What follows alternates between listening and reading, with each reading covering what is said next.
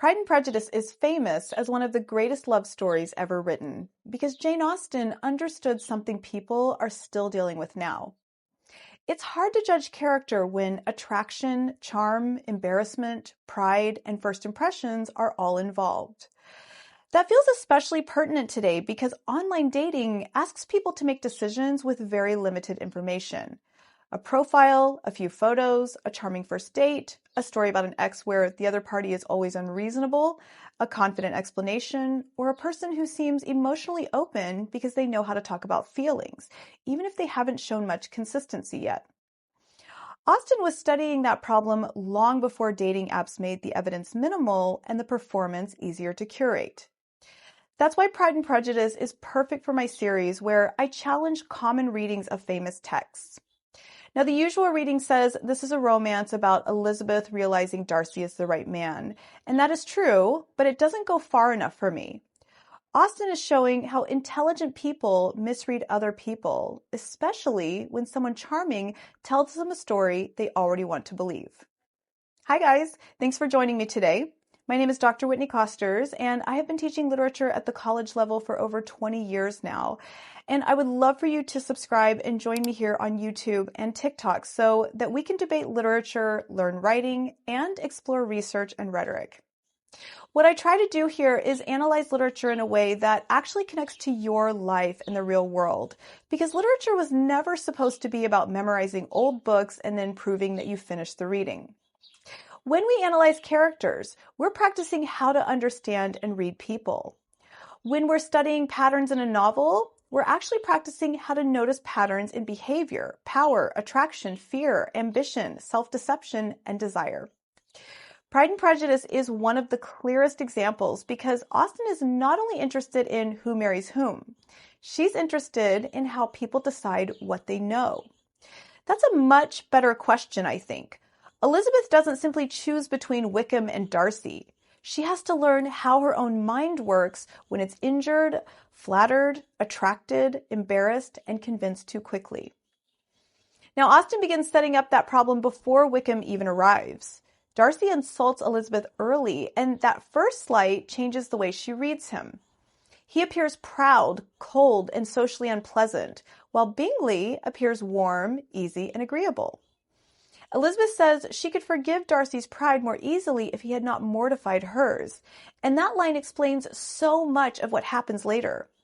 Her judgment of Darcy isn't only intellectual, it's personal, and Austen knew that personal injury can start pretending to be insight. And then Wickham enters at exactly the right moment. He is handsome, pleasant, wounded, open, and easy to like. He knows how to talk and how to present himself as injured without sounding bitter. He understands the social performance of sincerity, and he gives Elizabeth the version of Darcy she's already prepared to accept. Darcy is arrogant and unjust. He's wronged him. Wickham is the deserving man denied what should have been his. That story is false, but it feels right because it matches her first impression. That is one of Austen's best insights. A persuasive person often succeeds by making an existing feeling feel like evidence. Wickham doesn't need to create Elizabeth's prejudice from nothing. He only asks to give it a story. He doesn't ask her to stop trusting her judgment. He makes her feel as if her judgment has just been confirmed. That is a far more dangerous kind of persuasion. So people often resist being told what to think, but they're more willing to believe a story that makes them feel as though they were already right. In Wickham, he understands that. He gives Elizabeth a narrative in which her wounded pride looks like moral clarity.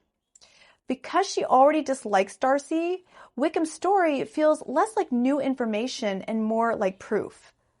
So for me, this is where Austen feels most modern. Manipulation often works best when it feels like recognition rather than pressure. So someone might say the right thing at the right moment, or explain a situation in a way that matches your instinct, or make every past conflict sound like the other person's fault. They might make you feel chosen before they've shown consistency. So that pattern isn't limited to dating, but dating makes it very easy to see because the whole process requires interpretation.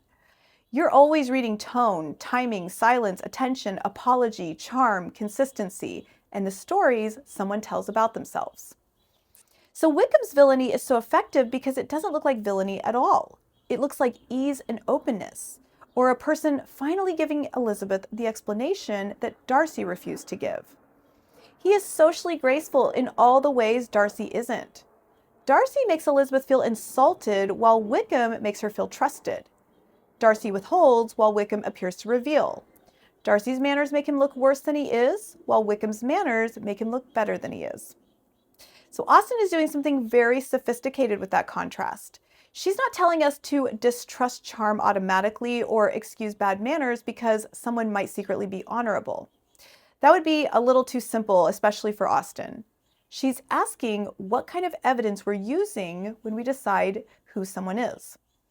Are we looking at a pattern of conduct, or are we being persuaded by how a person makes us feel in the moment? Are we recognizing character, or are we just enjoying the feeling of being flattered, desired, trusted, or agreed with? So Elizabeth's mistake is so useful because she's not foolish. She's intelligent, witty, and observant. Austen is showing us that the smartest people can still be wrong in very sophisticated ways when pride and desire are involved.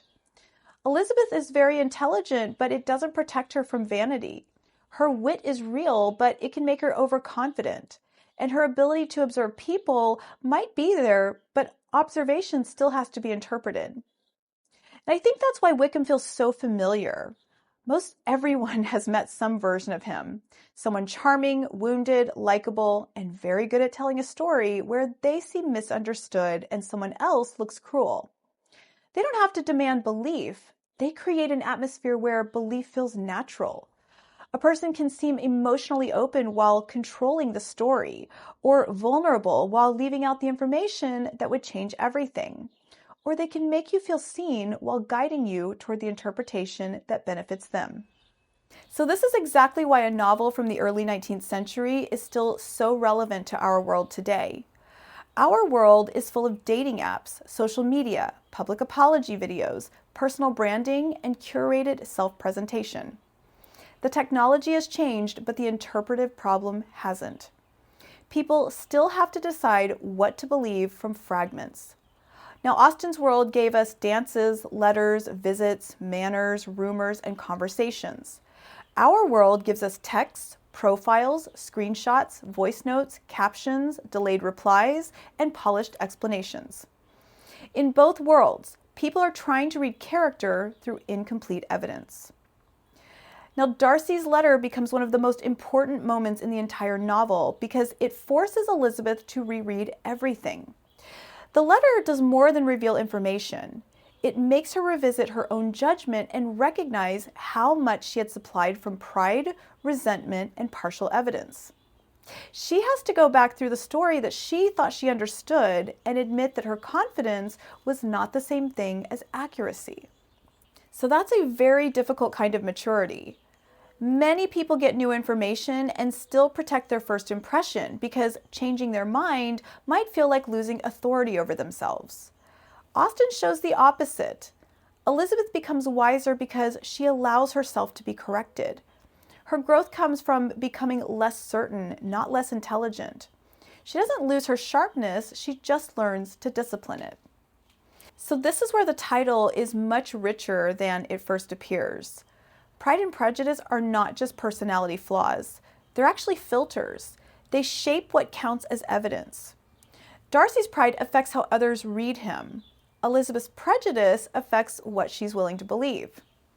Wickham steps into that distortion and benefits from it because he understands that the easiest person to persuade is often someone who already thinks they've seen clearly. Now, the brilliant part is that readers often participate in Elizabeth's mistake. We like Wickham at first. We distrust Darcy at first. Austen lets us feel the appeal of the wrong reading before she corrects it. She doesn't simply explain that first impressions can mislead us. She makes us experience the pleasure of being wrong. So Pride and Prejudice is so intellectually powerful because it shows us how judgment feels from the inside while it's failing. It shows us the comfort of a story that confirms our pride and the pleasure of disliking someone who has embarrassed us. It also shows us how easily charm can seem like evidence and how quickly a partial truth can become a complete interpretation. This is why English class should never feel pointless. When we read Pride and Prejudice carefully, we are actually practicing discernment. We're watching how people present themselves, how other people interpret them, how pride distorts perception, how attraction affects judgment, and how evidence changes meaning. Literature gives us a space to study human behavior before we meet the same patterns in our own lives. Wickham is the clearest warning, but Darcy is part of the lesson too. Darcy has real flaws. Elizabeth doesn't just invent his pride. He earns that criticism.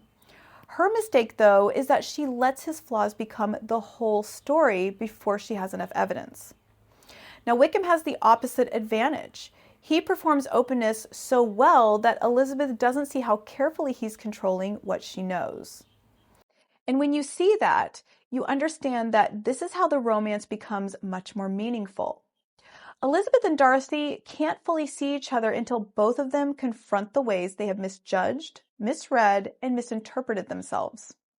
Darcy has to become more aware of how his pride affects others, while Elizabeth has to become more honest about how her prejudice has shaped her judgment.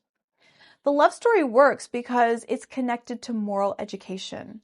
So in this novel, romance is defined as clearer vision. And I think that's one reason Pride and Prejudice has lasted for more than 200 years. People love Darcy and Elizabeth. They love the tension, the proposals, the misunderstandings, and the eventual resolution. But the novel has survived also because it understands something more durable than just romance. It understands the difficulty of seeing people clearly. Austen gives language to something that people still experience constantly. The moment when someone feels convincing, attractive, charming, or trustworthy, and you have to ask whether you're seeing clearly or seeing what you want to see. Now, that question does not belong only to courtship in Regency England. It belongs to dating right now, friendships right now, professional life, social media, and every situation where people tell stories about who they are and what happened to them. Pride and Prejudice is famous for romance, but I think its more useful lesson may be discernment, because Austen teaches that charm can blur judgment, discomfort can distort judgment, and the first version of a person is often only the beginning of the evidence. So I'd love to know what you think. Do you think Pride and Prejudice is mainly a romance, or do you think Austen is teaching us how to read people? And who is more dangerous in the novel? Wickham because he weaponizes charm, or Elizabeth's first impression because it makes his charm work so well? Please share your thoughts in the comments and tell me which classic reading you want me to challenge next in this series. If you want literature to finally feel useful, human, and connected to real life, be sure to subscribe and follow along because that is exactly what I do here. Be well.